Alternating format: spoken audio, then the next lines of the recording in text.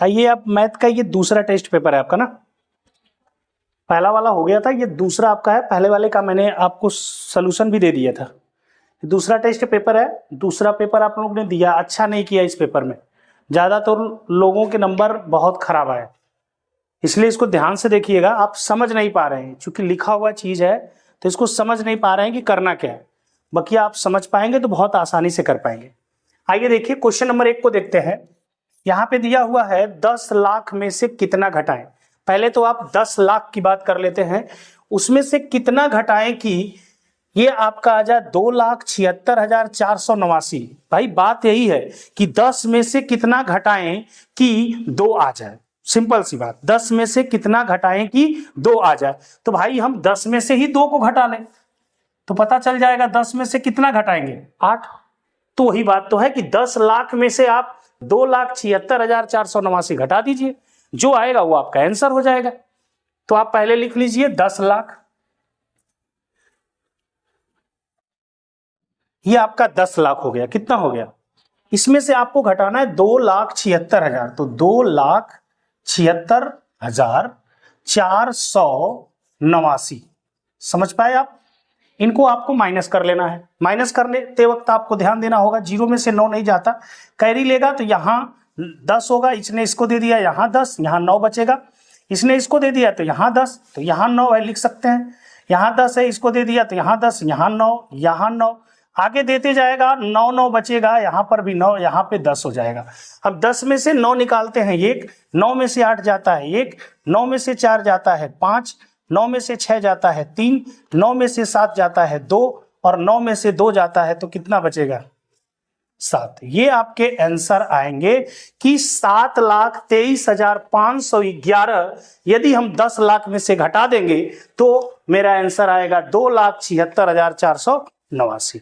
तो ये हमारा आंसर है। नीचे आप लिख सकते हैं आंसर लिख करके कि वो संख्या क्या है, 7,23,511। ओके, दूसरे क्वेश्चन को देखिए ध्यान से।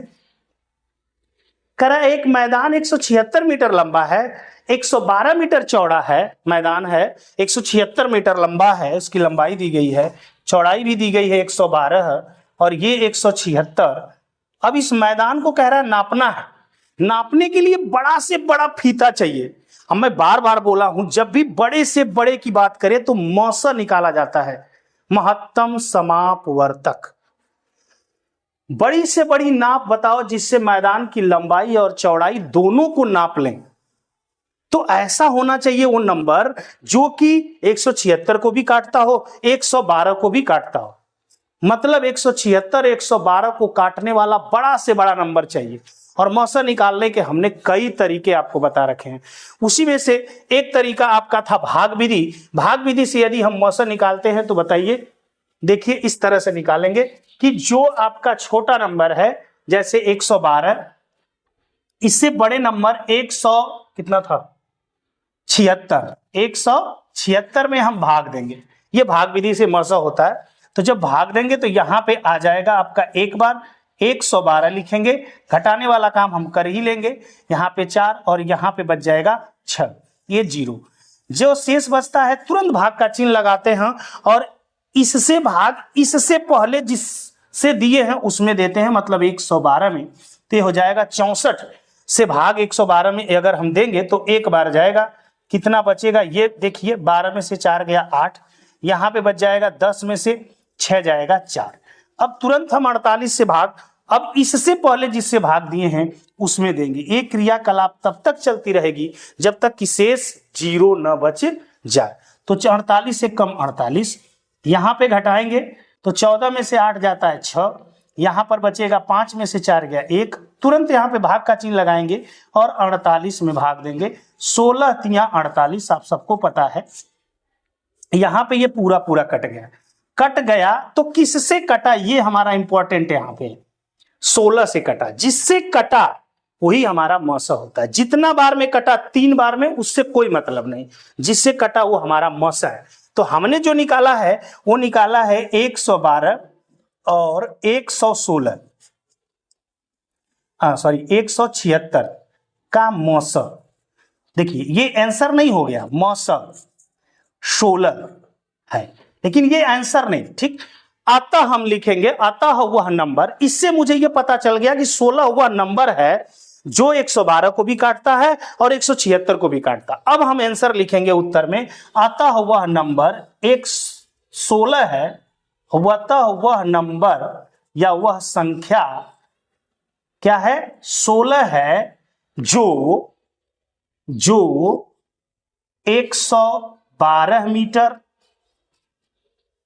और 176 मीटर दोनों नापों को पूरा पूरा नाप सकेगा। ये आप लिख देंगे तो ये आपका आंसर होगा। मतलब हमको 176 और 112 का क्या निकालना था, मस निकालना था। ये छोटी सी बात आपको समझनी थी। पता नहीं क्या क्या कर डाले हैं आप लोग, नोट करिए। तो हम तीसरा क्वेश्चन बताएं। हम आइए देखते हैं तीसरा क्वेश्चन है, मोहन 1 घंटे में 1 सही 3/5 ग्राम सूत काटता है, 4 सही 4/5 ग्राम सूत काटने में उसे कितने घंटे लगेंगे। पहले ध्यान से देखिए, मुझे दिया है ग्राम, तो मुझे यहां से निकालना होगा 1 ग्राम का।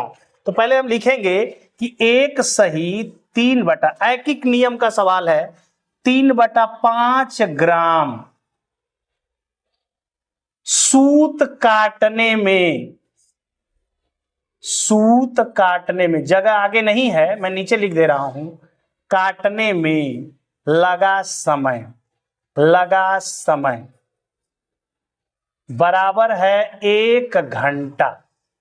ध्यान दीजिएगा, 5 एकम 5 3 8, मतलब इसको लिख सकते हैं कि 8/5 ग्राम सूत काटने में लगा समय, यहां पे हम लिख दे रहे हैं 1 घंटा। 60 में हो गया। अब यहां से 1 ग्राम का निकालेंगे, तभी तो इससे ज्यादा का निकालेंगे। 1 ग्राम का निकालेंगे कि 1 ग्राम सूत काटने में लगा समय। अब देखिए, ये चीज उधर जाएगी तो पलट जाएगी। जैसे हम कहते हैं कि 5 रुपया में क्या, 1 पेन मान लीजिए, या मान लीजिए 15 पेन बोल देते हैं, 5 रुपया में 15 पेन, तो 1 रुपया में कितना होगा। तो हम क्या करते हैं, 5 से भाग देते हैं ना, 15/5 करते हैं, तो पता चलेगा कि 1 रुपया में 3 पेन मिलेगी। सेम वही बात है कि इतना ग्राम 1 घंटे में काट रहा है, तो 1 ग्राम काटने में कितना लगेगा। तो हमको क्या करना होगा, इसको भाग देना होगा ना। हाँ भाई, ये ज्यादा है और 1 ग्राम करेंगे तो कम समय लगेगा, तो इसमें भाग देंगे, तो चूंकि ये 1 बटा हो जाएगा 8/5, ध्यान दीजिएगा, घंटा। अब ये पलटेगा तो 5 ऊपर चला जाएगा, 8 नीचे, तो 5/8 घंटा। मतलब कि 1 ग्राम सूत काटने में लगा समय इतना है, और कितना ग्राम काटना वो हमको दिया गया है, 4 सही 4/5 ग्राम सूत काटना है। अगर 1 पेन का दाम इतना है तो 4 पेन का दाम पूछेगा तो 4 का गुणा कर देंगे। तो 1 ग्राम का हमको पता चल गया इतना समय लग रहा है, तो इतना का क्या लगेगा, इसमें गुणा कर देंगे, सिंपल सी बात। तो हम गुणा कर लेंगे 5/8 गुणते। अब इसको देखिए, 5 चौक को 20, 4 हम लिख देते हैं 24/5, 5 से 5 कटेगा, 8 त्रिके 24, तो ऊपर आपका 3 आ रहा। एक लोग हल किए थे अनूप, और नीचे 1/3 आ रहा, वहां पे उन्होंने गड़बड़ किया था, तो ये 3 ऊपर आएगा, और 3 ऊपर आएगा तो क्या हो जाएगा, 3 घंटा। क्या होगा, 3। तो हम 1 ग्राम का पहले जब निकाल लेंगे, तब 4 सही 4/5 ग्राम का समय निकालेंगे, कितना होगा। नोट करिए, अगला सवाल भी ऐकिक नियम से ही है, चौथा वाला भी नोट करिए इसको।